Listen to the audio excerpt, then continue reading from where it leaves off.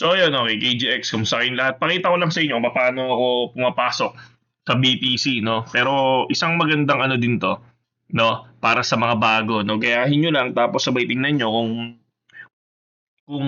nakukuha yung mismong ginagraph ninyo. Kasi ako, karaniwan, ang ginagamit ko lang naman is traditional na support and resistance, no? Okay, so kahapon, kung mapapansin nyo, lumipad si BTC, di ba?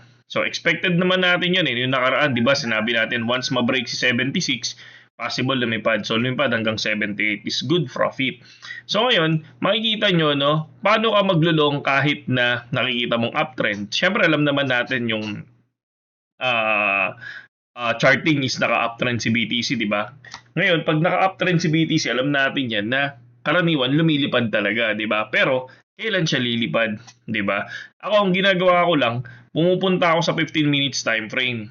Tapos, naghahanap lang ako ng higher high, higher low, or lower high, lower low, parang ganyan lang yung ginagawa natin. So ngayon, ang nakita ko, lower high and lower low. So, doon ako pumasok, doon ako check ng structure kung maglo-long ba ako o mag-short ako. Okay?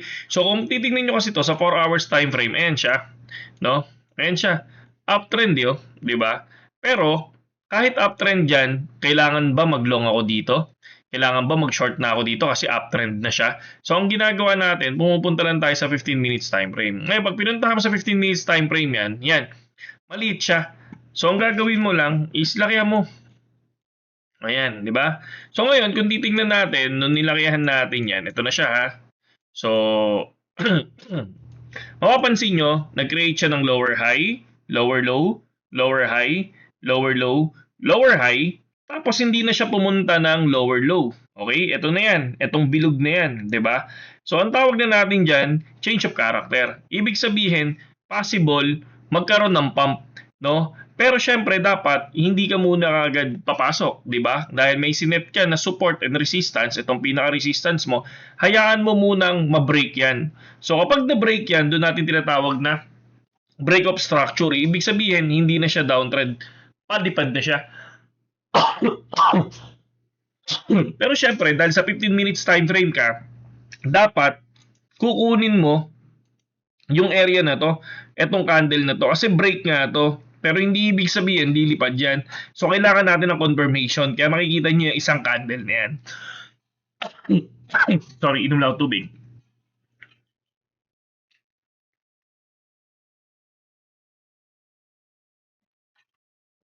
So, ayan na.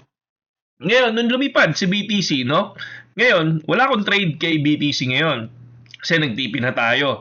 So, kung titingnan natin, ito yung ating trade. Sa ngayon, si Seren, nasa 143% long. Si Brew, no? Nasa 46%, si Sign nasa 26%, si Aria nasa 30%, si Bless negative tayo, negative 52%. So i-close ko na to kasi titingin ako ng panibagong structure ni Bless. Okay? So ngayon, pagdating natin ulit dito sa taas, naghahanap ako ng higher high naman. Kaya lang, nung nakakita ako, syempre, ito, number 1, higher high, higher low, higher high, tapos higher low. Kaya lang, wala nang panibagong higher high. So, ang tinignan ko na ngayon, may nakikita na naman akong lower high. So, parang sa 15 minutes time frame, may nakikita ako na downtrend, no? So, ito na naman siya, lower high, lower low, lower high, lower low, lower high. Tapos, meron tayong change of character ulit, ito. Tapos, break of structure once ma-break yung area na yan. So, ibig sabihin, pag na-break tong support mo, hintayin mo yung isang candle para at least dun yung sign na maglulong position ako.